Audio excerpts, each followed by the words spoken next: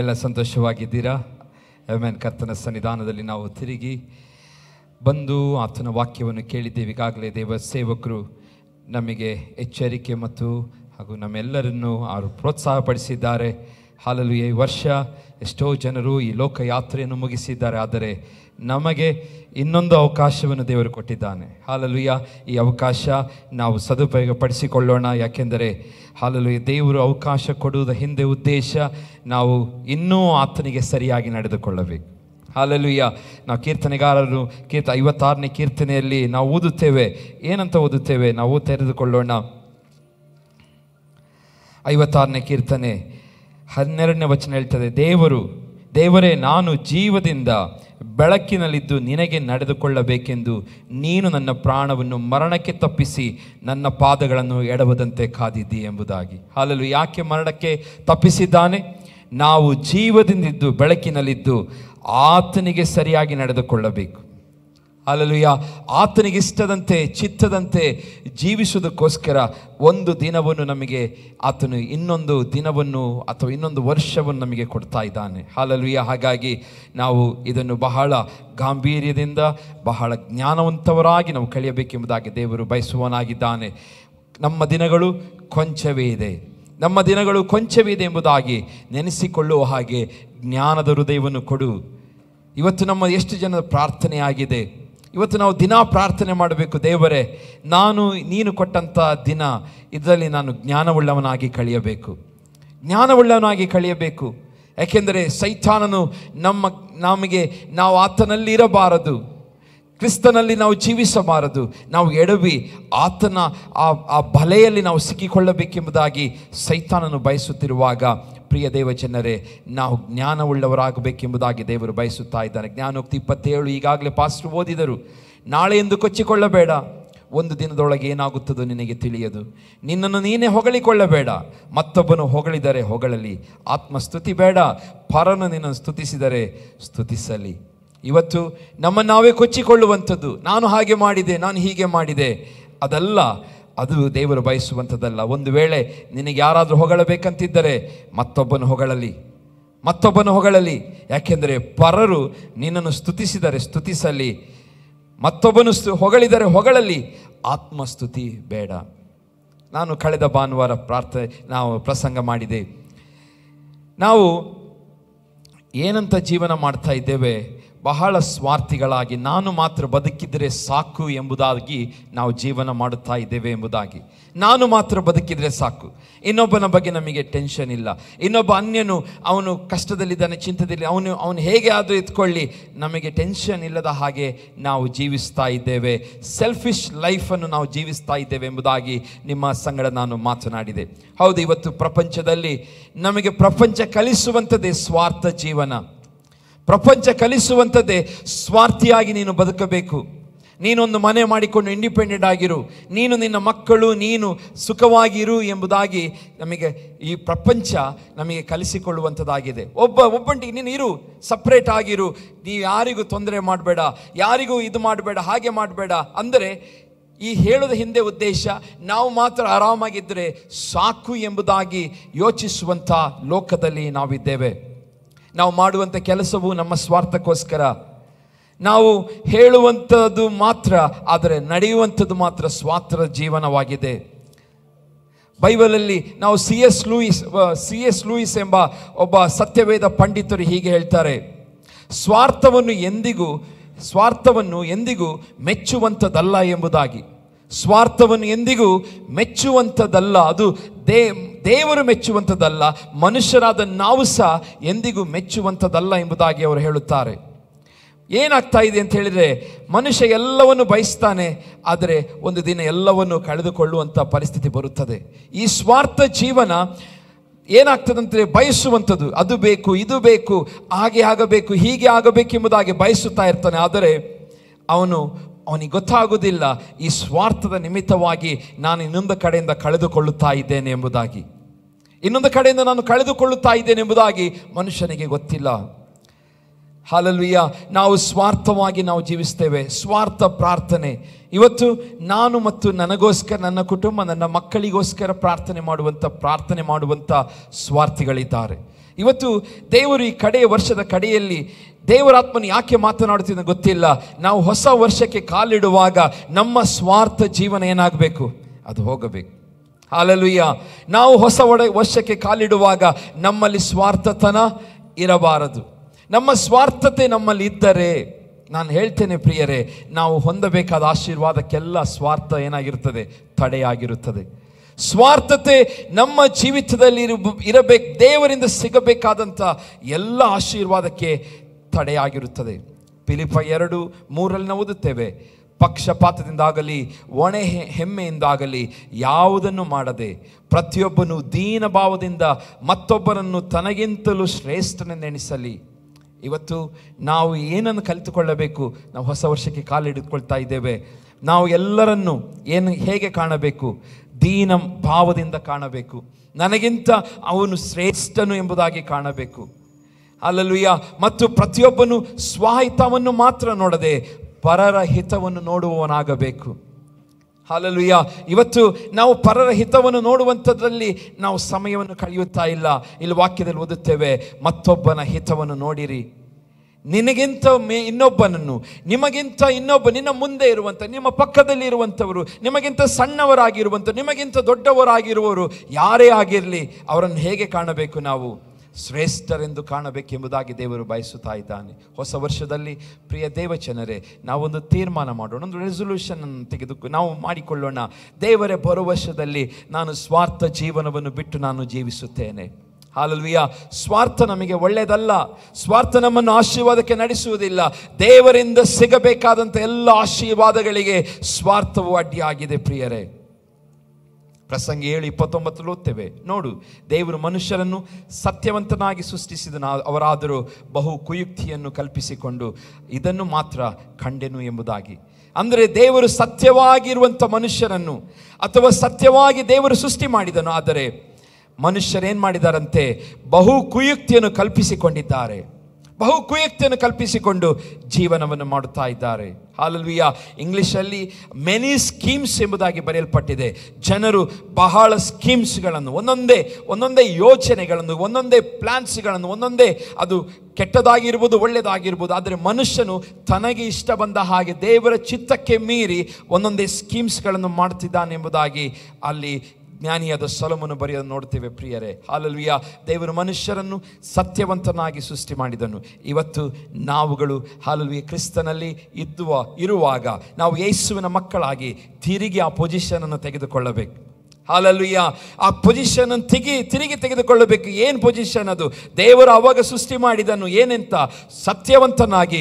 ಇವತ್ತು ನಾವು ಸಹ ಕ್ರಿಸ್ತನಲ್ಲಿ ನಾವು ರಕ್ಷಣೆ ಹೊಂದಿದ್ದೇವೆ, ಆತನ ಮಕ್ಕಳಾಗಿದ್ದೇವೆ. ನಾವುಗಳು ಸಹ ಸತ್ಯವಂತರಾಗಿ ನಾವು ಜೀವಿಸಬೇಕು. ಹಲ್ಲೆಲೂಯಾ. ನಮ್ಮ ಬಾಯ ಮಾತು ಸತ್ಯವಾಗಿರಬೇಕು. ನಮ್ಮ ಹೋಗೋಣ ಬರೋಣಗಳಲ್ಲಿ ಹಲ್ಲೆಲೂಯಾ ನಾವು ದೇವರಿಗೆ ಸತ್ಯವಂತರಾಗಿ ಜೀವಿಸಬೇಕು. ನಮ್ಮ ನಡೆ ನುಡಿ ಕ್ರಿಯೆಗಳೆಲ್ಲವೂ ಸತ್ಯತೆಯನ್ನು ಪ್ರಚುರಪಡಿಸಬೇಕು. ಅದೇ ದೇವರು ಬಯಸುವಂಥದ್ದಾಗಿದೆ ಪ್ರಿಯರೇ. ಹಳೆಯದಾಗಿ ದೇವರು ಹಿಂದಿನ ಕಾಲದಲ್ಲಿ, ಆದಾಮ ಹವ್ವಳ ಕಾಲದಲ್ಲಿ ಯಾವ ರೀತಿಯಲ್ಲಿ ದೇವರು ಏದೇನು ತೋಟದಲ್ಲಿ ಅವರನ್ನು ಸತ್ಯವಂತನಾಗಿಟ್ಟನು, ಸರ್ಪದ ಕುಯುಕ್ತಿಗೆ ಒಳಗಾಗಿ ಅವರು ಹಾಳಾದರು. ಹಲ್ಲೆಲೂಯಾ. ಯೇಸುವಿನ ಮುಖಾಂತರ ಸರ್ಪದ ಎಲ್ಲ ಶಾಪಗಳನ್ನು, ಸೈತಾನನ ಎಲ್ಲ ತಲೆಮಾರುಗಳ ಶಾಪಗಳನ್ನು ದೇವರು ಕ್ರಿಸ್ತೇಸುವಿನಲ್ಲಿ ನಮ್ಮಲ್ಲಿ ಮುರಿದು ಹಾಕಿದ್ದಾನೆ. ನಾವು ಜೀವಿಸಬೇಕಾದದ್ದು ಸತ್ಯವಂತರಾಗಿ. ಹಲ್ಲೆಲೂಯಾ. ಸರ್ಪಕ್ಕೆ ಒಳಪಡಬೇಡಿರಿ ಎಂಬುದಾಗಿ ನಾನು ಕಳೆದ ಹಿಂದಿನ ವಾರದಲ್ಲಿ ನಾನು ಮಾತನಾಡಿದೆ. ಹಲ್ಲೆಲೂಯಾ. ಸರ್ಪವು ಬಹು ಕುಯುಕ್ತಿ ಉಳ್ಳದ್ದು, ಹವ್ವಳನ್ನು ವಂಚಿಸಿತು. ಆದರೆ ಇವತ್ತು ಆ ಸರ್ಪವು ನಮ್ಮನ್ನು ವಂಚಿಸದ ಹಾಗೆ ನಾವು ನೋಡಿಕೊಳ್ಳಬೇಕು. ಹಲ್ಲೆಲೂಯಾ. ಅಂದು ಹವ್ವಳನ್ನು ವಂಚಿಸಿತು. ಇವತ್ತು ನಾವು ಹವ್ವಳ ಹಾಗೆ ಇವತ್ತು ವಂಚನೆಗೆ ಒಳಗಾಗುವುದಲ್ಲ, ವಂಚನೆಯಿಂದ ತಪ್ಪಿಸಿಕೊಳ್ಳಬೇಕು. ಯಾಕೆ? ನಮಗೆ ದೇವರು ರಕ್ಷಣೆಯನ್ನು ಕೊಟ್ಟಿದ್ದಾನೆ. ರಕ್ಷಣೆಯ ಅನುಭವದಲ್ಲಿ ನಾವು ಜೀವಿಸುವುದಾದರೆ ಖಂಡಿತವಾಗಿಯೂ ಹವ್ವಳ ಕುತಂತ್ರಕ್ಕೆ ನಾವು ಒಳಗಾಗುವುದಿಲ್ಲ. ಹವ್ವಳನ್ನು ವಂಚಿಸಲಿಕ್ಕೆ ಬಂದಂಥ ಸೈತಾನನನ್ನು ಹೇಗೆ ಹಲ್ಲೆಲೂಯಾ ಅವರು ಜಯಿಸಲಿಕ್ಕಾಗಲಿಲ್ಲವೋ ನಾವು ಇವತ್ತು ಜಯಿಸಲಿಕ್ಕೆ ಆಗುತ್ತಾ ಇಲ್ಲ. ರಕ್ಷಣೆ ಅನುಭವದ ಕೊರತೆ, ನಾವು ಆತ್ಮನ ಅಭಿಷೇಕದ ಕೊರತೆ ಉಂಟಾಗಿದೆ ಪ್ರಿಯರೇ. ಹೌದು, ಸ್ವಾರ್ಥ ಜೀವನ ಹಲ್ಲೆಲೂಯಾ ಅದು ಸ್ವಯಂ ಕೇಂದ್ರಿತವಾದ ಜೀವನವಾಗಿದೆ. ನೀವು ಸ್ವಾರ್ಥಿಯಾಗಿರುವಾಗ ನಿಮ್ಮ ಹೃದಯ, ಆತ್ಮ, ಮನಸ್ಸು ಹಲ್ಲೆಲೂಯಾ ದೇವರನ್ನು ಮಹಿಮೆ ಪಡಿಸುವುದಿಲ್ಲ ಪ್ರಿಯರೇ.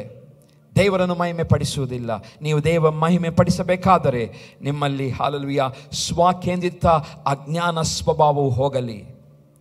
ನಿಮ್ಮ ಹೃದಯ, ಆತ್ಮ, ಮನಸ್ಸು ದೇವರನ್ನು ಮಹಿಮೆ ಪಡಿಸಬೇಕಾದರೆ ನಮ್ಮಲ್ಲಿ ನಾನೇ ಎಂಬ ಭಾವನೆ ಹೋಗಲಿ.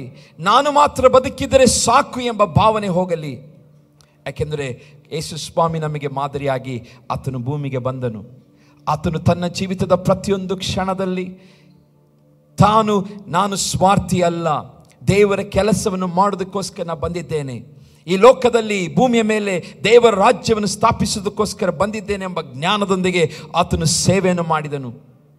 33 ವರ್ಷಗಳ ಕಾಲ ಆತನಷ್ಟು ಅವಮಾನ ಹೊಂದಿದಂಥ ಜನರು ಇಲ್ಲ, ಆತನಷ್ಟು ಅವಮಾನ ಹೊಂದಿದಂಥ ವ್ಯಕ್ತಿ ಯಾರು ಇಲ್ಲ. ಆತನಷ್ಟು ಬಯಸಿಕೊಂಡವರು, ಉಗಳಿಸಿಕೊಂಡವರು, ಹೀನಾಯವಾಗಿ ನೋವನ್ನು ಅನುಭವಿಸಿದವರು ಯಾರು ಇಲ್ಲ ಪ್ರಿಯರೇ. ಅದೆಲ್ಲವನ್ನು ಆತನು ಸಹಿಸಿಕೊಂಡನು. ನನಗೋಸ್ಕರ, ನಿಮಗೋಸ್ಕರವಾಗಿದೆ ಪ್ರಿಯರೇ. ಸ್ವಾರ್ಥಿಯಾಗಿ ಆತನು ಬದುಕಲಿಲ್ಲ, ಆತನು ನಿಸ್ವಾರ್ಥಿಯಾಗಿ ಬದುಕಿದನು. ಹಲ್ಲೆಲೂಯಾ. ನಾವು ಪಾಪಿಗಳಾಗಿ ಜನಿಸಿರುವಂಥವರು, ಆದರೆ ಹಲ್ಲೆಲೂಯಾ ಸ್ವಾಭಾವಿಕ ಸ್ಥಿತಿಯು ಸಂಪೂರ್ಣ ಮತ್ತು ಪರಿಪೂರ್ಣ ಸ್ವಾರ್ಥದಿಂದ ಕೂಡಿದೆ. ಆದರೆ ಕ್ರಿಸ್ತನ ರಕ್ತದಿಂದ ನಾವು ಹೊಸ ಸೃಷ್ಟಿಗಳಾಗಿದ್ದೇವೆ. ಹಲ್ಲೆಲೂಯಾ. ಕ್ರಿಸ್ತನ ಮುಖಾಂತರ ನಾವು ಹೊಸ ಸೃಷ್ಟಿಗಳಾಗಿದ್ದೇವೆ ಇವತ್ತು. ಹಾಗಾಗಿ ನಮ್ಮಲ್ಲಿ ಸ್ವಾರ್ಥತೆ ಹೋಗಬೇಕು. ಕ್ರಿಸ್ತನವನೆಂಬುದಾಗಿ ನಾವು ಹೇಳಿಕೊಳ್ಳುವುದಾದರೆ ನಮ್ಮಲ್ಲಿ ಸ್ವಾರ್ಥವಿರಬಾರದು. ನಾಬೋತನ ಬಗ್ಗೆ ನಾನು ನಿಮಗೆ ಹೇಳಿದೆ. ನಾಬೋತನ ಕೊಲೆ ಮಾಡ್ತಾರೆ. ಯಾರು ಕೊಲೆ ಮಾಡ್ತಾರೆ? ಅಹಾಬ ಎಂಬ ವ್ಯಕ್ತಿ, ಅವನ ಹೆಂಡತಿ ಯೆಜೆಬೇಲಳು, ಅವರು ಕುತಂತ್ರ ಮಾಡಿ ನಾಬೋತನನ್ನು ಕೊಲೆ ಮಾಡುತ್ತಾರೆ. ಯಾಕೆ ಕೊಲೆ ಮಾಡುತ್ತಾರೆ? ಸ್ವಾರ್ಥ, ಆಸ್ತಿಯ ವಿಷಯವಾಗಿ. ಆಸ್ತಿ ಬೇಕು, ನಾನು ಆ ನಾಬೋತನಲ್ಲಿದ್ದಂಥ ಒಳ್ಳೆಯ ತೋಟ ನಾನು ಹೊಂದಿಕೊಳ್ಳಬೇಕು. ಅತಿ ಆಶೆ. ಯಾಕಂದರೆ ಅರಸನಾಗಿದ್ದಾನೆ, ಅವನು ಕೇಳಿದೆಲ್ಲ ಸಿಗಬೇಕೆಂಬುದಾಗಿ ಆತನ ಮನಸ್ಸಿನಲ್ಲಿತ್ತು. ಯಾವಾಗ ಇವನು ನಾನು ಕೊಡುವುದಿಲ್ಲ, ನನಗೆ ಸಿಕ್ಕಿರುವಂಥ ಈ ಆಸ್ತಿ, ನನಗೆ ಸಿಕ್ಕಿರುವಂಥ ಈ ದ್ರಾಕ್ಷಿ ತೋಟ ನಾನು ಕೊಡುವುದಿಲ್ಲ ಎಂಬುದಾಗಿ ಆತನು ಯಾವಾಗ ಉತ್ತರವಾಗಿ ಹೇಳುತ್ತಾನೋ, ಆ ನಾಬೋತನು, ಆ ಅಹಾಬ ಅರಸನಿಗೆ ಬಹಳ ಸಿಟ್ಟು ಬರುತ್ತದೆ. ಸಿಟ್ಟು ಬಂದು ತನ್ನ ಹೆಂಡತಿಯಲ್ಲಿ ಹಂಚಿಕೊಳ್ಳುತ್ತಾನೆ. ಹೆಂಡತಿಯು ಅವಳು ಕ್ರೂರಿಯಾಗಿದ್ದಾಳೆ. ಯೆಜೆಬೇಲಳ ಆತ್ಮ, ನಿಮಗೆ ಗೊತ್ತಿದೆ, ಆ ಕ್ರೂರ ಆತ್ಮ ಅವಳಲ್ಲಿ. ಅವಳು ಯಾವುದಕ್ಕೂ ಹೇಸುವಂಥ ಹೆಂಗಸಲ್ಲ. ಅವಳೇನು ಮಾಡ್ತಾಳೆ? ಒಂದು ಪ್ಲ್ಯಾನ್ ಮಾಡಿ ಹೇಗಾದರೂ ನಾಬೋತನನ್ನು ಸಿಕ್ಕಿಸಿ ಸಾಯಿಸಬೇಕೆಂಬುದಾಗಿ ಪ್ಲ್ಯಾನ್ ಮಾಡಿ ಹೇಗಾದರೂ ಮಾಡಿ ಸಾಯಿಸಬೇಕೆಂಬುದಾಗಿ ಸಾಯಿಸುತ್ತಾಳೆ. ನಾಬೋತನು ಸತ್ತೋಗುತ್ತಾನೆ. ಆದರೆ ದೇವರ ವಾಕ್ಯದಲ್ಲಿ ನೀವು ಮನೆಗೆ ಹೋಗಿ ಓದಿರ್ತೀರಿ ಎಂಬುದಾಗಿ ನಂಬುತ್ತೇನೆ. 1 ಅರಸು 21ನೇ ಅಧ್ಯಾಯದಲ್ಲಿ ಓದುತ್ತೇವೆ. ಹಲ್ಲೆಲೂಯಾ. ಆ ನಾಬೋತನು ಸಾಯುತ್ತಾನೆ. ಕಲ್ಲು ಹೊಡೆದು ಸಾಯುವ ಹಾಗೆ ಮಾಡಿಸುತ್ತಾಳೆ ಯೆಜೆಬೇಲಳು. ಹೇಗೆ ಅವನು ಸತ್ತು ತನ್ನ ಶರೀರವನ್ನು ಹೇಗೆ ನಾಯಿಗಳು ತಿಂದವೋ ದೇವರು ಅವನಿಗೆ ಶಾಪವನ್ನು ಕೊಡುತ್ತಾನೆ. ಏಲಿಯ ಪ್ರವಾದಿಯ ಮುಖಾಂತರ ದೇವರು ಬಂದು ತಿಳಿಯಪಡಿಸುತ್ತಾನೆ, ನೀನು ನಾಬೋತನನ್ನು ಯಾವ ರೀತಿಯಲ್ಲಿ ಸಾಯಿಸಿದ್ದಿ, ಅದರೊಂದಿಗೆ ಯಾವ ರೀತಿಯಲ್ಲಿ ನಾಯಿಗಳು ಬಂದು ಆ ನಾಬೋತನ ದೇಹವನ್ನು ತಿಂದು ನೆಕ್ಕಿ ತಿಂದು ಹೋಯಿತೋ ಅದೇ ರೀತಿಯಾದಂಥ ಮರಣವು ನಿನಗೆ ಬರುತ್ತದೆ ಎಂಬುದಾಗಿ ಏಲಿಯ ಪ್ರವಾದಿ ಮುಖಾಂತರ ದೇವರು ಮಾತನಾಡುತ್ತಾನೆ. ಯಾಕೆ? ಒಬ್ಬ ಸ್ವಾರ್ಥಿಯನ್ನು ದೇವರು ಎಂದಿಗೂ ಮೆಚ್ಚುವುದಿಲ್ಲ. ಸ್ವಾರ್ಥವಾಗಿ ಏನಾದರೂ ಆತನು ತನ್ನ ಪ್ಲ್ಯಾನ್ಗಳನ್ನು ಮಾಡಿಕೊಂಡು ಸ್ವಾರ್ಥ ಜೀವಿತವನ್ನು ಜೀವಿಸುತ್ತೇನೆ ಎಂಬುದಾಗಿ ಅದನ್ನು ಎಕ್ಸಿಕ್ಯೂಟ್ ಮಾಡಲಿಕ್ಕೆ ಹೋಗುವಾಗ ನಾವು ನೋಡುತ್ತೇವೆ, ದೇವರು ಸ್ವಾರ್ಥವನ್ನು ಮೆಚ್ಚುವುದಿಲ್ಲ. ಯೆಜೆಬೇಲ್ ನಮಗೆ ಗೊತ್ತಿದೆ, ದುಷ್ಟ ಮಹಿಳೆ.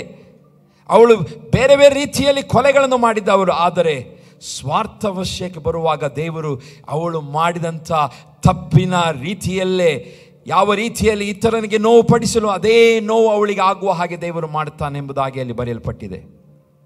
ಪ್ರಿಯ ದೇವಜನ, ಸ್ವಾರ್ಥ ನಾವು ಬಹಳ ಜಾಗ್ರತೆ ಮತ್ತು ಬಹಳ ಸೀರಿಯಸ್ ಆಗಿ ನಾವು ತೆಗೆದುಕೊಳ್ಳಬೇಕು ಪ್ರಿಯರೇ. ಸ್ವಾರ್ಥ ನಮ್ಮ ಜೀವಿತದಿಂದ ಹೋಗಲಿ. ಸ್ವಾರ್ಥ ನಮ್ಮ ನಾಬೋತನು ಸಾಯ್ತಾನೆ. ಆದರೆ ಹಲ್ಲೆಲೂಯಾ, ಆ ನಾಬೋತನು ಹೇಗೂ ಸತ್ತು ಹೋಗುತ್ತಾನೆ. ಆದರೆ ದೇವರ ಕಣ್ಣು ನೋಡುತ್ತಾ ಇತ್ತು. ಯಾರನ್ನು ನೋಡುತ್ತಾ ಇತ್ತು? ನಾಬೋತನನ್ನು ನೋಡುತ್ತಾ ಇತ್ತು. ನಾಬೋತನಿಗಾದ ಮರಣವನ್ನು ನೋಡುತ್ತಾ ಇತ್ತು. ನಾಬೋತನಿಗಾದ ಚಿತ್ರಹಿಂಸೆಯನ್ನು ನೋಡುತ್ತಾ ಇತ್ತು. ದೇವರು ನ್ಯಾಯವನ್ನು ತೀರಿಸುವ ದೇವರು.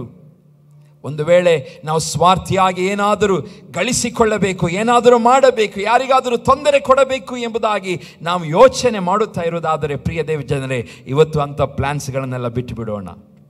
ಹಲ್ಲೆಲೂಯಾ. ಅಂಥ ಯೋಚನೆಗಳನ್ನು ಬಿಟ್ಟು ಬಿಡೋಣ. 2024 ಹಲ್ಲೆಲೂಯಾ ಒಂದು ಫ್ರೆಶ್ ಅನಾಯಿಂಟಿಂಗ್ ಒಂದಿಗೆ ನಾವು ಕಾಲಿಡೋಣ. ಸ್ವಾರ್ಥವಿಲ್ಲದ ಜೀವಿತ ಜೀವಿಸೋಣ.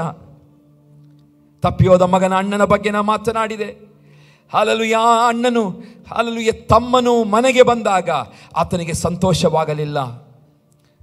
ಅವನಿಗೆ ಸಂತೋಷ ತಂದೆಯ ಸಂತೋಷದೊಂದಿಗೆ ಅವನಿಗೆ ಸೇರಿಕೊಂಡು ಸಂತೋಷ ಪಡುವಂಥ ಹೃದಯವಿರಲಿಲ್ಲ. ಯಾಕೆ? ಅವನಲ್ಲಿ ಸ್ವಾರ್ಥವಿತ್ತು.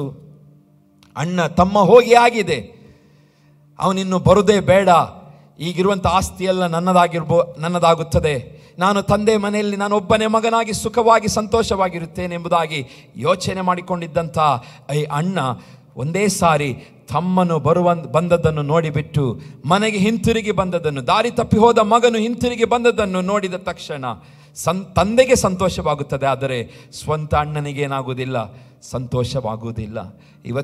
ಇವತ್ತು ಎಷ್ಟೋ ಜನರು ಹಾಗಿದ್ದೇವೆ. ಇನ್ನೊಬ್ಬರ ಏಳಿಗೆ, ಇನ್ನೊಬ್ಬರ ಆಶೀರ್ವಾದವನ್ನು ನೋಡಿ ನಾವು ಸಂತೋಷ ಪಡೆದಂಥ ಸ್ವಾರ್ಥಿಗಳಾಗಿದ್ದೇವೆ.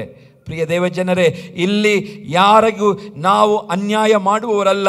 ಅನ್ಯಾಯವನ್ನು ಹಲ್ಲೆಲೂಯಾ ದೇವರು ಎಂದಿಗೂ ಸಹಿಸುವುದಿಲ್ಲ. ಒಂದು ವೇಳೆ ಯಾರಾದರೂ ತಪ್ಪು ಮಾಡುತ್ತಾ ಇದ್ದರೆ ಅವರನ್ನು ಕ್ಷಮಿಸಬೇಕು, ಪ್ರೀತಿ ತೋರಬೇಕು ಎಂಬುದಾಗಿ ಹಲ್ಲೆಲೂಯಾ ನಾವಿಲ್ಲಿ ಕಲಿಯುವಂಥದ್ದು. ಆ ತಂದೆಯ ಪ್ರೀತಿಯನ್ನು ನೋಡಿರಿ.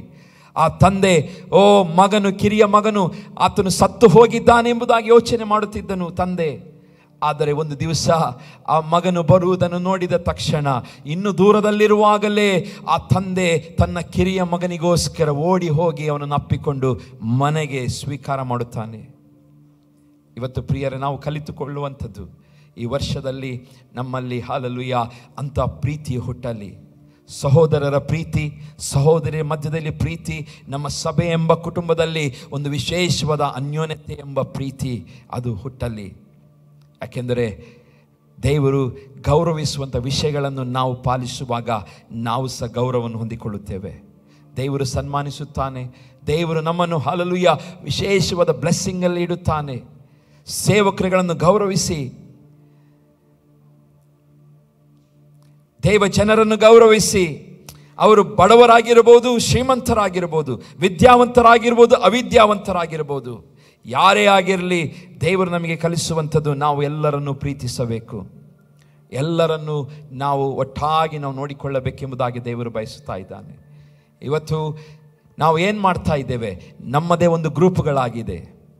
ನಾವೇ ಒಂದು ಗ್ರೂಪ್ಗಳನ್ನು ಮಾಡಿಕೊಂಡಿದ್ದೇವೆ. ನಮಗೆ ಸರಿ ಕಾಣುವಂಥ ಗ್ರೂಪ್ ಇಲ್ಲ ಪ್ರಿಯರೇ. ನಾವು ಕ್ರಿಸ್ತನ ಗ್ರೂಪಿನವರು. ಹಲ್ಲೆಲೂಯಾ. ನಾವು ದೇವ ಜನರಾಗಿದ್ದೇವೆ. ಹಲ್ಲೆಲೂಯಾ. ಒಂದೇ ರಕ್ತ, ಆ ಯೇಸುವಿನ ರಕ್ತ ನಮ್ಮೆಲ್ಲರನ್ನು ಕೊಂಡುಕೊಂಡಿದೆ. ಅವರಿಗೋಸ್ಕರ ಬೇರೆ ರಕ್ತ, ಇವರಿಗೋಸ್ಕರ ಬೇರೆ ರಕ್ತ ಎಂಬುದಾಗಿ ಯೇಸುವಿನ ರಕ್ತ ಸುರಿಯಲ್ಪಡಲಿಲ್ಲ. ಯೇಸುವಿನ ರಕ್ತ ಎಲ್ಲರಿಗೂ ಒಂದೇ ಆ ರಕ್ತ. ನಮ್ಮಲ್ಲಿ ಭೇದ ಭಾವಗಳಿರಬಾರದು. ಹಲ್ಲೆಲೂಯಾ. ಪ್ರಿಯ ದೇವ ಜನರೇ, ದೇವರ ವಾಕ್ಯದಲ್ಲಿ ಓದುತ್ತೇವೆ, ಯೆಶಾಯ 7:13, ದಾವೀದನ ಮನೆತನದವರೇ ಕೇಳಿರಿ, ಮನುಷ್ಯರನ್ನು ಬೇಸರಗೊಳಿಸುವಷ್ಟು ದೊಡ್ಡವನೆಂದು ನೆನೆಸಿ ನನ್ನ ದೇವರನ್ನು ಬೇಸರಗೊಳಿಸುವಿರಾ? ಯೆಶಾಯ ಪ್ರವಾದಿ 7ನೇ ಅಧ್ಯಾಯ 13ನೇ ವಚನ ಹೇಳ್ತಾನೆ, ದಾವೀದನ ಮನೆತನವರು ಕೇಳಿರಿ. ಇವತ್ತೆಲ್ಲ ನಾವು ಯೇಸುವಿನ ಮಕ್ಕಳು, ಅಂದರೆ ಆತನ ಮನೆತನಕ್ಕೆ ಸೇರಿದವರು. ಯೇಸು ಸ್ವಾಮಿ ದಾವೀದನ ಮನೆತನದಲ್ಲಿ ಹುಟ್ಟಿದವನು. ಆತನ ರಕ್ತದಿಂದ ಪರ್ಚೇಸ್ ಮಾಡಿ ನಾವು ಆತ್ಮಿಕವಾಗಿ ನಂಬಿಕೆಯೊಂದಿಗೆ ಆತನ ಮಕ್ಕಳಾಗಿದ್ದೇವೆ. ಇಲ್ಲಿ ಹೇಳ್ತಾ ಇದ್ದಾನೆ, ಮನುಷ್ಯರನ್ನು ಬೇಸರಗೊಳಿಸುವಷ್ಟು ಅಷ್ಟು ದೊಡ್ಡದಲ್ಲವೆಂದು ಎಣಿಸಿ ನನ್ನ ದೇವರನ್ನು ಬೇಸರಗೊಳಿಸುವಿರಾ? ಪ್ರಿಯ ದೇವ ಜನರೇ, ಇದೊಂದು ಪ್ರಶ್ನೆ ನಮ್ಮ ಮುಂದೆ ಇದೆ. ಮನುಷ್ಯರನ್ನು ಸುಲಭವಾಗಿ ನಾವು ಹೇಗೆ ಬೇಸರಗೊಳಿಸುತ್ತೇವೋ ಅಷ್ಟೇ ನಾವು ದೇವರನ್ನು ಬೇಸರಗೊಳಿಸ್ತಾ ಇದ್ದೇವೆ. ಇವತ್ತು ನಾವೇ ಪರೀಕ್ಷೆ ಮಾಡಿಕೊಳ್ಳಬೇಕು. ಇವತ್ತು ನಾವು ಬಹಳವಾಗಿ ದೇವರನ್ನು ಬೇಸರಗೊಳಿಸ್ತಾ ಇದ್ದೇವೆ. ಹೇಗೆ? ಒಬ್ಬ ಮನುಷ್ಯನಿಗೆ ಬೇಸರ ಪಡಿಸಿದ ಹಾಗೆ, ಒಬ್ಬ ಮನುಷ್ಯನಿಗೆ ಹಿರಿಯನಾಗಿರ್ಬೋದು, ಕಿರಿಯನಾಗಿರ್ಬೋದು, ಯಾರೇ ಆಗಿರ್ಬೋದು, ಬೇಸರಗೊಳಿಸ್ತಾ ಇದ್ದೇವೆ. ಅಷ್ಟೇ ಬೇಸರವನ್ನು ಅದೇ ಎಷ್ಟು ಈಸಿಯಾಗಿ ಸುಲಭವಾಗಿ ಮಾಡುತ್ತಿದ್ದೀರೋ ಅದೇ ರೀತಿಯಾಗಿ ದೇವರಿಗೂ ಇವತ್ತು ನೀವು ಬೇಸರಗೊಳಿಸುತ್ತಾ ಇದ್ದೀರಾ? ಯೆಶಾಯ ಪ್ರವಾದಿ ಪ್ರಶ್ನೆಯನ್ನು ಕೇಳ್ತಾ ಇದ್ದಾನೆ. ಪ್ರಿಯ ದೇವ ಜನರೇ, ನಾವು ಬೇಸರಗೊಳಿಸುವಂಥ ಜನರಾಗಿರಬಾರದು. ನಮ್ಮ ದೇವರನ್ನು ನೋಯಿಸುವ ಜನರಾಗಿರಬಾರದು. ಯಾಕೆಂದರೆ ಇದು ಯಾವುದು ನಮಗೆ ಆಶೀರ್ವಾದಕ್ಕೆ ಒಳ್ಳೆಯದಲ್ಲ. ನಮ್ಮ ಆಶೀರ್ವಾದಕ್ಕೆ ಇದು ಅಡ್ಡಿಗಳು, ಒಂದು ಪಾಪವಾಗಿದೆ. ಇದು ದೇವರಿಗೆ ವಿರೋಧವಾದ ಸಂಗತಿಯಾಗಿದೆ. ಜ್ಞಾನಿಯಾದ ಸೊಲೊಮೋನ ಹೇಳ್ತಾನೆ 19:3 ಮನುಷ್ಯನ ಮೂರ್ಖತನದಿಂದ ತನ್ನ ಗತಿಯನ್ನು ಕೆಡಿಸಿಕೊಂಡು ಯೆಹೋವನ ಮೇಲೆ ಕುದಿಯುವನು ಎಂಬುದಾಗಿ. ಇವತ್ತು ಮನುಷ್ಯ ಏನು ಮಾಡ್ಕೊಂಡಿದ್ದಾನೆ? ತನ್ನ ಮೂರ್ಖತನದಿಂದ ತನ್ನ ಗತಿಯನ್ನು ಕೆಡಿಸಿಕೊಂಡು ಯೆಹೋವನ ಮೇಲೆ ಕುದಿಯುತ್ತಾನಂತೆ. ಪ್ರಿಯ ದೇವಜನರಲ್ಲಿ ಯಾರಾದರೂ ಯೆಹೋವನ ಮೇಲೆ, ದೇವರ ಮೇಲೆ ಕುದಿಯುವಂಥ ಜನರು ಇರುವುದಾದರೆ ದೇವರ ವಾಕ್ಯದಲ್ಲಿ ಸ್ಪಷ್ಟವಾಗಿ ಹೇಳ್ತದೆ, ಅದು ದೇವರು ಮಾಡಿದಲ್ಲ. ನಿಮ್ಮ ಈ ಪರಿಸ್ಥಿತಿಗೆ ನೀವೇ ಕಾರಣ. ಅದು ನಿಮ್ಮ ಮೂರ್ಖತನವಾಗಿದೆ. ನೀವು ಮಾಡಿಕೊಂಡ ಮೂರ್ಖತನದಿಂದ ನಾವೇನು ಮಾಡ್ತೇವೆ? ನಮ್ಮ ಗತಿಯನ್ನು ಕೆಡಿಸಿಕೊಂಡು ಇವತ್ತು ನಾವು ದೇವರ ಮೇಲೆ ನಾವು ದೂರುತ್ತಾ ಇದ್ದೇವೆ. ದೇವರು ಯಾಕೆ ನನಗೆ ಸಹಾಯ ಮಾಡಲಿಲ್ಲ? ದೇವರು ಒಳ್ಳೆಯದಿಲ್ಲ. ಈ ಯೇಸುವಿನಿಂದ ನನಗೆ ಒಳ್ಳೆಯದಾಗಲಿಲ್ಲ, ಉಪಕಾರವಾಗಲಿಲ್ಲ, ಆತನು ನನಗೆ ಸೋಲನ್ನು ತಂದನು. ಈ ರೀತಿಯಾಗಿ ಹಲವು ಕೆಟ್ಟ ನೆಗೆಟಿವ್ ಥಾಟ್ಸ್ಗಳು ನಮ್ಮ ಮೈಂಡಿಗೆ ಬರುತ್ತದೆ. ನಾವು ಅದೇ ರೀತಿಯಾಗಿ ನಮ್ಮ ಮೈಂಡಿಗೆ ಸೈತಾನ ತಂದು ಹಾಕುವುದನ್ನು ನಾವು ಕೇಳಿ ನಮ್ಮ ಜೀವಿತಗಳಲ್ಲಿ ಆತ್ಮಿಕವಾಗಿ ನಾವು ಬಲಹೀನತೆಯನ್ನು ಹೊಂದುತ್ತಾ ಹೋಗುತ್ತಾ ಇವೆ. ಇವತ್ತು ನಮ್ಮ ಆತ್ಮಿಕ ಬಲಹೀನತೆಗೆ ಕಾರಣ ನಮ್ಮ ಮೂರ್ಖತನವಾಗಿದೆ. ನಮ್ಮ ಗತಿ ಕೆಟ್ಟು ಹೋಗಿರುವುದಕ್ಕೆ ಕಾರಣ ಹಲ್ಲೆಲೂಯಾ ನಮ್ಮ ಮೂರ್ಖತನವಾಗಿದೆ. ಯಾರಾದರೂ ಯೆಹೋವನ ದೇವರ ಮೇಲೆ ಕುದಿಯುತ್ತಿರುವುದಾದರೆ ಹಲ್ಲೆಲೂಯಾ ಒಂದು ಸಾರಿ ಪಾಸ್ ಮಾಡಿಕೊಂಡು ಯೋಚನೆ ಮಾಡಿರಿ. ನಿಮ್ಮ ಗತಿಗೆ ನೀವೇ ಕಾರಣರಾಗಿದ್ದೀರಿ. ಅದು ನಿಮ್ಮ ಮೂರ್ಖತನವಾಗಿದೆ. ಎಂದಿಗೂ ಈ ವರ್ಷ ನೀವು ಮುಗಿಸ್ಲಿಕ್ಕಿದ್ದೀರಿ. ಯಾರು ಸಹ ಸ್ಟಬ್ಬನ್ನೆಸ್ಸಲ್ಲಿ ನೀವು ಪ್ರಾರ್ಥನೆ ಮಾಡಬೇಡಿರಿ, ಸ್ಟಬ್ಬನ್ನೆಸ್ಸಲ್ಲಿ ಆಲಯಕ್ಕೆ ಬರಬೇಡಿರಿ. ಯಾಕೆಂದರೆ ಇವತ್ತು ದೇವರ ಹತ್ರ ಕೇಳಿಕೊಳ್ಳಿ, ದೇವರೇ ನನ್ನಲ್ಲಿರುವಂಥ ಮೂರ್ಖತನವನ್ನು ತೆಗೆದು ಹಾಕು. ಯಾಕಂದರೆ ಎಷ್ಟೋ ಸಾರಿ ನಾವು ಎಷ್ಟೆಷ್ಟೋ ಸಂಗತಿಗಳನ್ನು ಮಾತನಾಡಿ ಬಿಡುತ್ತೇವೆ, ಹೇಳಿಬಿಡುತ್ತೇವೆ, ಮಾಡುತ್ತೇವೆ. ಅದು ನಾವು ನೆನೆಸಿಕೊಳ್ಳುವುದಿಲ್ಲ. ನಾನು ತಪ್ಪು ಮಾಡಿದ್ದೇನೆ ಎಂಬುದಾಗಿ ಎಷ್ಟೋ ಸಾರಿ ಯೋಚನೆ ಮಾಡೋದಿಲ್ಲ. ಯಾಕೆ? ಸೈತಾನ ನಮ್ಮ ಮನಸ್ಸುಗಳನ್ನು ಏನು ಮಾಡಿದ್ದಾನೆ? ಮಂಕು ಮಾಡಿ ಇಟ್ಟಿರ್ತಾನೆ. ಸೈತಾನ ನಮ್ಮ ಮನಸ್ಸುಗಳನ್ನು, ಯೋಚನೆಗಳನ್ನು, ಕಣ್ಣುಗಳನ್ನು ಮಂಕು ಮಾಡುತ್ತಾನೆ. ಆ ಮಂಕು ತನವು ಸೈತಾನಿಂದ ಬರುವಂಥದ್ದಾಗಿದೆ ಪ್ರಿಯರೇ. ಅದಕ್ಕೆ ದೇವರ ವಾಕ್ಯ ಓದುತ್ತೇವೆ, ದೇವರ ಆಧಾರ ನಮಗೆ ಬೇಕು, ದೇವರ ಸಹಾಯ ನಮಗೆ ಬೇಕು. ಜ್ಞಾನೋಕ್ತಿ 11ನೇ ಅಧ್ಯಾಯ 3ನೇ ಕೀರ್ತನೆಗಳು 11:3 ನಾವು ಓದುತ್ತೇವೆ, ಪಕ್ಷಿಗಳಂತೆ ನಿಮ್ಮ ಬೆಟ್ಟಗಳಿಗೆ ಓಡಿ ಹೋಗಿರಿ, ಆಧಾರಗಳಿಗೆ ಕೆಡವಲ್ಪಟ್ಟ ಮೇಲೆ ನೀತಿವಂತನ ಗತಿ ಏನಾದೀತು ಎಂದು ನನಗೆ ಹೇಳುವುದೇಕೆ. ವಾಕ್ಯದಲ್ಲಿ ಓದುತ್ತೇವೆ, ಆಧಾರಗಳು ಕೆಡವಲ್ಪಟ್ಟ ಮೇಲೆ ನೀತಿವಂತನ ಗತಿ ಏನಾದೀತು. ಇಲ್ಲಿರುವಂಥ ಪ್ರಿಯ ದೇವಜನರೇ, ಮೂರ್ಖತನ ಮಾಡಿ ಸ್ವಾರ್ಥಿಗಳಾಗಿ ಜೀವಿಸುವಂಥ ಯಾರೇ ನಾವಾಗಿರುವುದಾದರೆ, ನನ್ನನ್ನು ಸೇರಿ ನಾನು ಮಾತನಾಡುತ್ತಿದ್ದೇನೆ, ಒಂದು ವೇಳೆ ನನ್ನಲ್ಲಿಯೂ ಅಸ್ವಾರ್ಥ ಮೂರ್ಖತನ ಇರುವುದಾದರೆ ದೇವರು ನಮ್ಮ ಸಂಗಡ ಮಾತನಾಡುತ್ತಿದ್ದಾನೆ. ಒಂದು ವೇಳೆ ನಿಮಗೆ ಕೊಟ್ಟಂಥ ಒಂದೊಂದು ಆಧಾರಗಳು ಅದು ಕೆಡವಲ್ಪಟ್ಟರೆ ನೀತಿವಂತನ ಗತಿ ಏನಾದೀತು ಅಂದರೆ, ನೀತಿವಂತನ ಗತಿಯೂ ಸಹ ಒಂದು ವೇಳೆ ದೇವರು ಕೊಟ್ಟಂಥ ಆಧಾರಗಳು ತೆಗೆಯಲ್ಪಟ್ಟರೆ ಅವನ ಗತಿಯೂ ಸಹ ಬಹಳ ಅಧೋಗತಿಯಾಗಿರುತ್ತದೆ. ದೇವರ ಆಧಾರ ಎಂದಿಗೂ ಅದು ಹೋಗಬಾರದು. ದೇವರ ಆಧಾರದಲ್ಲಿ ನಾವು ಜೀವಿಸಬೇಕು. ಪಕ್ಷಿಗಳಂತೆ ನಿಮ್ಮ ಬೆಟ್ಟಗಳಿಗೆ ಓಡಿ ಹೋಗಿರಿ ಅಂದರೆ ಅದು ಪಕ್ಷಿಗಳಿಗೆ ಸುರಕ್ಷಿತವಾದ ಸ್ಥಳ ಬೆಟ್ಟಗಳಿಗೆ ಓಡಿ ಹೋಗಿರಿ. ನಿಮ್ಮ ಆಧಾರಗಳು ಕೆಡವಲ್ಪಟ್ಟರೆ ನೀತಿವಂತನ ಗತಿ ಏನಾದೀತು. ಆಧಾರ, ಎಷ್ಟೋ ಸಂಗತಿಗಳು ನಮಗೆ ಇವತ್ತು ಆಧಾರವಾಗಿದೆ. ಪ್ರಿಯ ದೇವಜನರೇ, ನಮ್ಮ ದೇವರು ನಮಗೆ ಆಧಾರವಾಗಿದ್ದಾನ. ಯಾವುದರ ಮೇಲೆ ಆಧಾರ ಮಾಡಿಕೊಂಡು ನೀವು ಜೀವಿಸ್ತಾ ಇದ್ದೀರಿ? ದೇವರು ಹಲ್ಲೆಲೂಯಾ ಒಂದು ವೇಳೆ ಮೂರ್ಖತನದಿಂದ ನಮ್ಮ ಗತಿಯನ್ನು ಒಂದು ವೇಳೆ ಬದಲಾಯಿಸಿದರೆ ನಮಗೆ ಆಧಾರಗಳಿಲ್ಲದಾಗಿ ಆಗುತ್ತದೆ. ಹಾಗಾಗಿ ಪ್ರಿಯ ದೇವಜನರೇ, ನಮ್ಮ ಜೀವಿತಗಳನ್ನು ಬಹಳ ನಾವು ಬೆಲೆ ಉಳ್ಳದೆಂಬುದಾಗಿ ತಿಳಿದುಕೊಳ್ಳೋಣ. ದೇವರಿಗೆ ನಾವು ಬಹಳ ಪ್ರಯಾರಿಟಿಯನ್ನು ಕೊಡೋಣ. ಯಾಕೆಂದರೆ ದೇವರು ಸೃಷ್ಟಿಯ ಮೂಲನಾಗಿದ್ದಾನೆ. ಒಂದು ಕಥೆ ಹೇಳುತ್ತೇನೆ, ಸಮಯವಾಗ್ತಾ ಬಂತು. ಒಂದು ದೊಡ್ಡ ಹಡಗು ಒಬ್ಬ ವ್ಯಕ್ತಿ ಖರೀದಿ ಮಾಡ್ತಾನೆ. ಐಷಾರಾಮಿಯಾದಂಥ ಹಡಗು, ಬಹಳ ಜನರು ಪ್ರಯಾಣ ಮಾಡುವಂಥ ಒಂದು ಹಡಗು, ಒಂದು ದೇಶದಿಂದ ಇನ್ನೊಂದು ದೇಶಕ್ಕೆ ಟೂರಿಸ್ಟ್ಗಳನ್ನು ಕರೆಕೊಂಡು ಹೋಗುವಂಥದ್ದು, ಮೋಜು ಮಸ್ತಿಗೆಲ್ಲ ಆಗುವಂಥ ಹಡಗು. ಒಂದು ದಿವಸ ಈ ಹಡಗು ಕೆಟ್ಟು ಹೋಗ್ತದೆ. ಕೆಟ್ಟು ಹೋದಾಗ ಈ ಹಡಗಿನ ಮಾಲೀಕನು ಹಲವು ಜನ ಮೆಕ್ಯಾನಿಕ್ಗಳನ್ನು ಕರೆಸ್ತಾನೆ. ಮೆಕ್ಯಾನಿಕ್ಗಳನ್ನೆಲ್ಲ ಕರೆಸಿಬಿಟ್ಟು ಅವನು ಹೇಳ್ತಾನೆ, ಇದನ್ನು ರಿಪೇರಿ ಮಾಡಿಕೊಡಿರಿ. ಯಾವ ಮೆಕ್ಯಾನಿಕ್ಕು ಬಂದರೂ ಸಹ ಆ ಫಾಲ್ಟನ್ನು ಕಂಡುಹಿಡಲಿಕ್ಕೆ ಆಗ್ತಾ ಇಲ್ಲ, ಆ ಹಡಗನ್ನು ರಿಪೇರಿ ಮಾಡಲಿಕ್ಕೆ ಅವರಿಗೆ ಆಗ್ತಾ ಇಲ್ಲ. ಈ ಓನರಿಗೆ ಬಹಳ ಕಷ್ಟವಾಯಿತು. ಹೇಗಪ್ಪ ಇದನ್ನು ಸರಿ ಮಾಡೋದು ಎಂಬುದಾಗಿ ಯೋಚನೆ ಮಾಡುತ್ತಿರುವಾಗ ಅವನಿಗೊಂದು ಯೋಚನೆ ಬಂತು. ಈ ಹಡಗನ್ನು ಯಾರು ತಯಾರಿಸಿದ್ದಾರಲ್ಲ, ಈ ಹಡಗು ತಯಾರಿಸಿದಂಥ ಎಂಜಿನ್ಗಳನ್ನು ಏನೆಲ್ಲ ಫಿಟ್ ಮಾಡಿದ್ದಾರೋ ಆ ಮೇನ್ ವ್ಯಕ್ತಿಯನ್ನು ನಾನು ಕರೆಸಬೇಕು ಎಂಬುದಾಗಿ ಯೋಚನೆ ಮಾಡಿ ಒಂದು ದಿವಸ ಆತನು ಯೋಚನೆ ಮಾಡಿ ಅವನು ಕರೆಸ್ತಾನೆ. ಎಲ್ಲರ ಕೈಗಳಲ್ಲಿ ಆತನು ರಿಪೇರಿಗೋಸ್ಕರ ಆತ ರಿಪೇರಿ ಮಾಡಲಿಕ್ಕೆ ಎಲ್ಲ ಬಿಡ್ತಾನೆ. ಆದರೆ ಎಲ್ಲಿಯೂ ರಿಪೇರಿ ಆಗೋದಿಲ್ಲ. ಯಾವಾಗ ಅವನು ಯೋಚನೆ ಮಾಡ್ತಾನೆ, ಇದನ್ನು ತಯಾರು ಮಾಡಿದಂಥ ಎಂಜಿನನ್ನು ಪ್ಲ್ಯಾನ್ ಮಾಡಿ ಡಿಸೈನ್ ಮಾಡಿದಂಥ ವ್ಯಕ್ತಿಯನ್ನು ನಾನು ಕರೆಸಬೇಕೆಂಬುದಾಗಿ ಯೋಚನೆ ಮಾಡಿ ಅವತನ್ನು ಕರೆಸ್ತಾನೆ. ಆ ವ್ಯಕ್ತಿ ಬರ್ತಾನಂತೆ. ಬಂದು ಒಂದು ಸಣ್ಣ ಸುತ್ತಿಗೆ ಇಟ್ಕೊಂಡು ಒಂದು 2 ಕಡೆ ಹೊಡಿತಾನಂತೆ. ಟಕ್ ಟಕ್ ಅಂತ ಹೊಡೆದು ಆತನು, ಆಯಿತು ನನ್ನ ಕೆಲಸ, ನೀವು ಈಗ ಎಂಜಿನ್ ಸ್ಟಾರ್ಟ್ ಮಾಡಿ ಎಂಬುದಾಗಿ ಹೇಳ್ತಾನಂತೆ. ಹೋಗಿ ಎಂಜಿನ್ ಸ್ಟಾರ್ಟ್ ಮಾಡಿದಾಗ ಎಂಜಿನ್ ಆರಾಮಾಗಿ ಸ್ಟಾರ್ಟ್ ಆಯಿತು. ಹಾಲೆಲೂಯ. ಎಂಜಿನ್ ಆರಾಮಾಗಿ ಸ್ಟಾರ್ಟ್ ಆಗ್ತದೆ. ಸ್ಟಾರ್ಟ್ ಆದ ತಕ್ಷಣ ಹಾಲೆಲೂಯ ಓನರಿಗೆ ಖುಷಿ ಆಗ್ತದೆ. ಅವನು ಬಂದು ಕೇಳ್ತಾನೆ, ಓನರ್ ಹತ್ರ ಕೇಳ್ತಾನೆ, ಎಷ್ಟು ಬಿಲ್ ಆಯಿತು? ಅವನು ಹೇಳಿದಂಥ ಬಿಲ್ಲು, ಮಾಡಿದ ಮಾತ್ರ ಕೆಲಸ ಸ್ವಲ್ಪ ಕೆಲಸ, ಆದರೆ ಅವನು ಕೇಳಿದಂಥ ಬಿಲ್ಲು ಬಹಳ ದೊಡ್ಡದಾಗಿತ್ತು. ಅವನು ಬಹಳ ದೊಡ್ಡ ಬಿಲ್ಲನ್ನು ಕೇಳ್ತಾನೆ. ಈ ಓನರಿಗೆ ಆಶ್ಚರ್ಯವಾಗುತ್ತದೆ. ಯಾಕೆ ನೀವು ಇಷ್ಟು ಹೆಚ್ಚಿನ ಬಿಲ್ಲನ್ನು ನೀವು ಕೇಳಿದ್ರಿ ಎಂಬುದಾಗಿ ಕೇಳುವಾಗ ಅವನು ಹೇಳ್ತಾನೆ, ಹಾಲೆಲೂಯ, ಇದನ್ನು ಸೃಷ್ಟಿ ಮಾಡಿದಂಥವನು ನಾನು.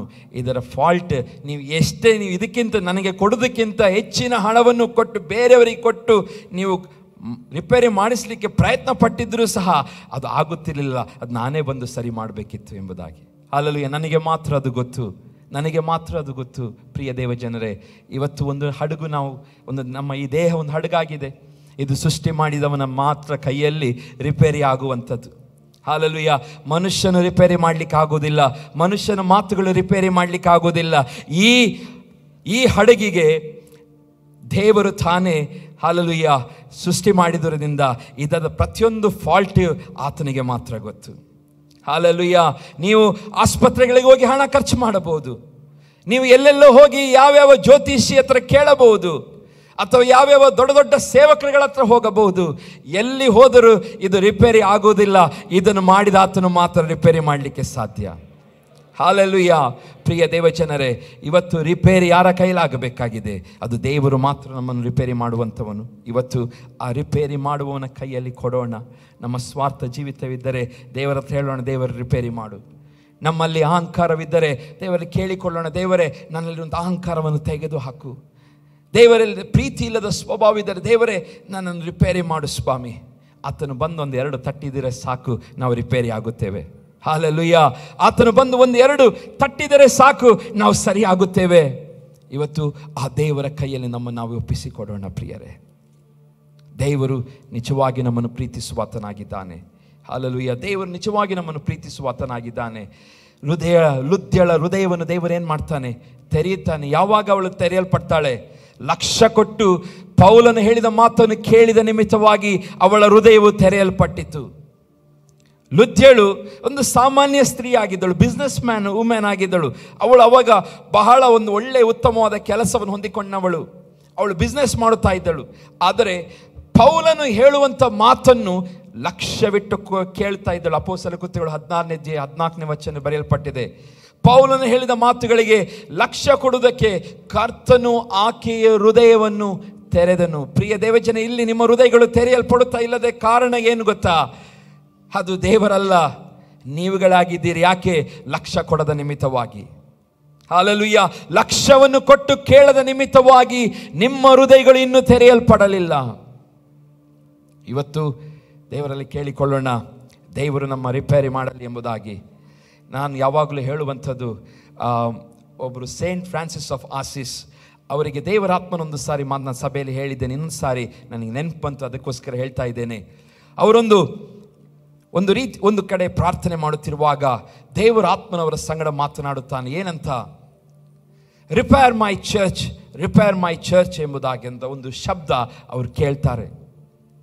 ಈ ರಿಪೇರ್ ಮೈ ಚರ್ಚ್ ಎಂಬುದಾಗಿ ಕೇಳುವಾಗ ಅವರಿಗೆ ಅವರೊಂದು ಒಳ್ಳೆಯ ಸೇವಕರು. ಅವಾಗ ಅವರು ರೋಮನ್ ಕ್ಯಾಥಲಿಕ್ನಲ್ಲಿ ಇದ್ದವರು, ಆದರೆ ಅವರು ದೇವರನ್ನು ಬಹಳ ಪ್ರೀತಿಸುತ್ತಾ ಅವರು ಒಂದು ಕೆರಸ್ಮೆಟಿಕ್ ಆಗಿ ಇದ್ದಂಥವರು, ನಮ್ಮ ಹಾಗೆ ಆರಾಧಿಸುವಂಥ ಒಬ್ಬ ವ್ಯಕ್ತಿ. ಅವರು ಈ ಶಬ್ದವನ್ನು ಕೇಳಿದ ತಕ್ಷಣ ಕನ್ಫ್ಯೂಸ್ ಆಗ್ತದೆ, ಯಾವುದು ರಿಪೇರಿ ಮಾಡಬೇಕು. ಒಂದು ವೇಳೆ ಕಟ್ಟಡ ರಿಪೇರಿ ಮಾಡಬೇಕೆಂಬುದಾಗಿ ಯೋಚನೆ ಮಾಡಿ ಪೋಪರ ಬಳಿಗೆ ಹೋಗ್ತಾರೆ. ನಾನು ದೇವರ ಸ್ವರವನ್ನು ಕೇಳಿದೆ, ನಾನು ರಿಪೇರ್ ಮೈ ಚರ್ಚ್ ಎಂಬುದಾದಂಥ ಸ್ವರವನ್ನು ಕೇಳಿದೆ. ಒಂದು ವೇಳೆ ದೇವರು ಹೇಳ್ತಾ ಇರ್ಬೋದು, ಒಂದು ವೇಳೆ ಕಟ್ಟಡ ಸರಿಯಾಗಲಿಲ್ಲ, ಹಾಗಾಗಿ ಕಟ್ಟಡವನ್ನು ರಿಪೇರಿ ಮಾಡೆಂಬುದಾಗಿ ದೇವರು ಹೇಳ್ತಾ ಇದ್ದಾನೆ ಎಂಬುದಾಗಿ ಅದನ್ನು ಮಾಡಲಿಕ್ಕೆ ಪ್ರಾರಂಭ ಮಾಡಿದರು. ಆದರೆ ದೇವರು ಕಡೆಯದಾಗಿ ಅವರಿಗೆ ಮಾತನಾಡುತ್ತಾನೆ, ರಿಪೇರ್ ಮೈ ಚರ್ಚ್ ಅಂತ ಹೇಳಿದರೆ ಈ ಕಟ್ಟಡಗಳು ರಿಪೇರಿ ಆಗುವಂಥದ್ದಲ್ಲ, ಹಾಲೆಲೂಯ, ಕಟ್ಟಡದೊಳಗೆ ಬರುವಂಥ ಜನರು ರಿಪೇರಿ ಆಗಬೇಕು ಎಂಬುದಾಗಿ. ಹಾಲೆಲೂಯ. ಪ್ರಿಯ ದೇವ ಜನರೇ, ನಾವುಗಳು ರಿಪೇರಿ ಆಗಬೇಕು. ಹಾಲೆಲೂಯ. ದೇವರು ಬಯಸುತ್ತಾ ಇದ್ದಾನೆ. ಈ ವರ್ಷ ಅಂತ್ಯದಲ್ಲಿದ್ದೇವೆ. ಹಾಲೆಲೂಯ. ನಾವು ದುರಸ್ತಿಯಿಂದ ರಿಪೇರ್ ಆಗಿ ನಾವು ಹೋಗೋಣ, ಹೊಸ ವರ್ಷಕ್ಕೆ ಕಾಲಿಡೋಣ. ಸಭೆ, ಹಾಲೆಲೂಯ, ಕ್ರಿಸ್ತನ ಜೀವಿತ ಸಾಧಾರಣ ಸುಮ್ಮನೆ ಇಷ್ಟ ಬಂದ ಹಾಗೆ ಜೀವಿಸುವಂಥ ಜೀವನವಲ್ಲ. ಪಾಸ್ ಮಂಜು ಅವರು ಸ್ಟಾರ್ಟಿಂಗಲ್ಲಿ ಓದಿದ್ದು, ನಾನು ಅದನ್ನು ಮಾತನಾಡಬೇಕೆಂಬುದಾಗಿ ಯೋಚನೆ ಮಾಡಿದೆ. ಮತ್ತೆ ನಾನು ಆ ವಾಕ್ಯಗಳನ್ನು ಬದಲಾಯಿಸಿಕೊಂಡೆ. ಅದು ಮಾಡಬಾರದು ಎಂಬುದಾದಂಥ ಸಂಗತಿಯ ಬಗ್ಗೆ ಅದರಲ್ಲಿ ಹೀಗೆ ಬರೆಯಲ್ಪಟ್ಟಿದೆ. ಈಗ ಎಫೆಸ 5:15-21 ವಾಕ್ಯದಲ್ಲಿ ಹೀಗೆ ಬರೆಯಲ್ಪಟ್ಟಿದೆ, ನೀವು ನಡೆದುಕೊಳ್ಳುವ ರೀತಿಯ ಕುರಿತು ಚೆನ್ನಾಗಿ ನೋಡಿಕೊಳ್ಳಿರಿ. ನೀವು ನಡೆದುಕೊಳ್ಳುವ ರೀತಿಯನ್ನು ಕುರಿತು ಚೆನ್ನಾಗಿ ನೋಡಿಕೊಳ್ಳಿರಿ. ಜ್ಞಾನವಿಲ್ಲದವರಾಗಿರದೆ ಜ್ಞಾನವಂತರಾಗಿರ್ರಿ. ಈ ದಿನಗಳು ಕೆಟ್ಟವುಗಳಾಗಿವೆ. ಆದುದರಿಂದ ಕಾಲವನ್ನು ಸುಮ್ಮನೆ ಕಳೆಕೊಳ್ಳದೆ ಅದನ್ನು ಬೆಳೆಯುಳ್ಳದೆಂದು ಉಪಯೋಗಿಸಿಕೊಳ್ಳಿರಿ. ಮತ್ತು ಬುದ್ಧಿಹೀನರಾಗಿ ನಡೆಯದೆ ಕರ್ತನ ಚಿತ್ತವೇನೆಂಬುದಾಗಿ ವಿಚಾರಿಸಿ ತಿಳಿದುಕೊಳ್ಳಿರಿ. ಹಾಲೆಲೂಯ. ಮದ್ಯಪಾನ ಮಾಡಿ ಮತ್ತರಾಗಬೇಡಿರಿ, ಅದರಿಂದ ಪಟಿಂಗತನ ಹುಟ್ಟುತ್ತದೆ. ಆದರೆ ಪವಿತ್ರಾತ್ಮ ಭರಿತರಾಗಿದ್ದು ಕೀರ್ತನೆಗಳಿಂದಲೂ ಆತ್ಮ ಸಂಬಂಧವಾದ ಪದಗಳಿಂದಲೂ ಒಬ್ಬರಿಗೊಬ್ಬರು ಮಾತನಾಡಿಕೊಳ್ಳುತ್ತಾ, ಪಟಿಂಗತನವನ್ನು ಬಿಟ್ಟು ಒಬ್ಬರಿಗೊಬ್ಬರು ಏನು ಮಾತಾಡಬೇಕಂತೆ? ಕೀರ್ತನೆ ಮತ್ತು ಆತ್ಮ ಸಂಬಂಧವಾದ ಪದಗಳಿಂದ ಮಾತನಾಡಿಕೊಳ್ಳುತ್ತಾ ನಿಮ್ಮ ಹೃದಯಗಳಲ್ಲಿ ಕರ್ತನಿಗೆ ಗಾನ ಮಾಡಿರಿ. ಕೀರ್ತನೆ ಹಾಡುತ್ತಾ ಯಾವಾಗಲೂ ಎಲ್ಲ ಕಾರ್ಯಗಳಿಗೋಸ್ಕರ ನಮ್ಮ ಕರ್ತನಾದ ಯೇಸು ಕ್ರಿಸ್ತನ ಹೆಸರಿನಲ್ಲಿ ತಂದೆಯಾದ ದೇವರಿಗೆ ಸ್ತೋತ್ರ ಮಾಡುತ್ತಾ ಕ್ರಿಸ್ತನಿಗೆ ಭಯಪಡುವವರಾಗಿದ್ದು ಒಬ್ಬರಿಗೊಬ್ಬರು ವಿನಯವುಳ್ಳವರಾಗಿ ನಡೆದುಕೊಳ್ಳಿರಿ. ಹಾಲೆಲೂಯ. ಇದು ದೇವರು ಬಯಸುವಂಥ ಹಾಲೆಲೂಯ ಸಭೆ, ಇದು ದೇವರು ಬಯಸುವಂಥ ವ್ಯಕ್ತಿಗಳು ನಾವು ಆಗಬೇಕು ಎಂಬುದಾಗಿ ಪೌಲನು ಎಫೆಸ ಸಭೆಗೆ ಹೇಳ್ತಿದ್ದಾನೆ. ಹಾಲೆಲೂಯ. ಯಾರ ಕೈಯಲ್ಲಿ ರಿಪೇರಿಗೆ ಕೊಡೋಣ? ದೇವರ ಕೈಯಲ್ಲಿ ನಮ್ಮನ್ನು ನಾವು ರಿಪೇರಿ ಪಡಿಸಿಕೊಳ್ಳೋಣ. ಯಾಕೆಂದರೆ ಇಂಥ ಮಾತುಗಳನ್ನು ಕೇಳುವಾಗ ನಮಗೆ ಉತ್ಸಾಹ ಆಗೋದಿಲ್ಲ. ಯಾರಾದರೂ ಮೋಟಿವೇಟ್ ಮಾಡಿದರೆ ನಿಮಗೆ ಉತ್ಸಾಹ ಆಗ್ತದೆ. ಅಲ್ಲಿಗೆ ಹೋಗುವ, ಚರ್ಚಿಗೆ ಹೋಗುವ, ಅಲ್ಲಿ ಮೋಟಿವೇಟ್ ನಮಗೆ ಖುಷಿ ಆಗ್ತದೆ. ಈ ಮಾತುಗಳನ್ನು ಕೇಳುವಾಗ ನಮಗೆ ಖುಷಿ ಆಗೋದಿಲ್ಲ. ಎಷ್ಟೋ ಸಾರಿ ಈ ಮಾತುಗಳನ್ನೆಲ್ಲ ಕೇಳುವ ಖುಷಿ ಆಗೋದಿಲ್ಲ. ಯಾಕೆಂದರೆ ಹಾಲೆಲೂಯ, ಪ್ರಿಯ ದೇವ ಜನರೇ, ಮಕ್ಕಳು ತಂದೆ ತಾಯಿಗಳಿಗೆ ಮಕ್ಕಳಿರ್ತಾರೆ.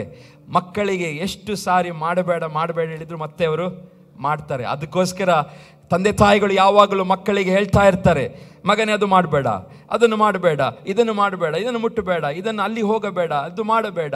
ಯಾಕೆ?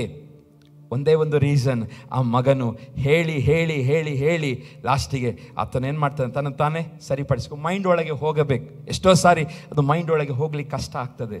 ಎಷ್ಟೋ ಸಾರಿ ಸೈತಾನನು ಈ ವಾಕ್ಯಗಳೆಲ್ಲ ಕೇಳುವಾಗ ಹಾಲೆಲೂಯ ನಮ್ಮ ಮೈಂಡನ್ನು ಬ್ಲಾಕ್ ಮಾಡಿರ್ತಾನೆ. ಇದು ಒಳಗೆ ಪ್ರವೇಶ ಮಾಡ, ನನಗಲ್ಲ ಪಕ್ಕದಲ್ಲಿರೋರಿಗಂತ ಮಾತಾಡ್ತಾ ಇದ್ದಾರೆ ಪಾಸ್ಟ್ರು ಎಂಬುದಾಗಿ ಯೋಚನೆ ಮಾಡ್ತೇವೆ. ನನಗೆಲ್ಲ ಮಾತಾಡ್ತಿರೋದು, ಪಕ್ಕದಲ್ಲಿರೋರಿಗೆ ಮಾತಾಡ್ತಿದ್ದಾರೆ, ಅವರಿಗೆ ಮಾತಾಡ್ತಾ ಇದ್ದಾರೆ, ಇವರಿಗೆ ಎಲ್ಲ ಇಲ್ಲಿಂದು ಅಂತ ನನಗೂ ಮತ್ತು ನಿಮ್ಮೆಲ್ಲರಿಗೂ ಇಬ್ಬಾಯಿ ಕತ್ತಿಯೋದು. ನನ್ನ ಸಂಗಡ ಮಾತನಾಡುತ್ತಾ ಇದೆ, ನಿಮ್ಮೆಲ್ಲರ ಸಂಗಡದು ಮಾತನಾಡುವಂಥದ್ದಾಗಿದೆ. ಹಾಲೆಲೂಯ. ಹಾಗಾಗಿ ಪ್ರಿಯ ದೇವಜನರೇ, ದೇವರಿಗೋಸ್ಕರ ನಾವು ಜೀವಿಸೋಣ. 2024 ಒಂದು ಒಳ್ಳೆಯ ಆಶೀರ್ವಾದದ ವರ್ಷವಾಗಿ ದೇವರು ಮಾರ್ಪಡಿಸಬೇಕಾದರೆ ನಮ್ಮನ್ನು ನಾವು ಕ್ರಮಪಡಿಸಿಕೊಂಡು ಜೀವಿಸೋಣ. ದೇವರ ವಾಕ್ಯಗಳ ಮುಖಾಂತರ ನಮ್ಮನ್ನು ಆಶೀರ್ವದಿಸಲಿ.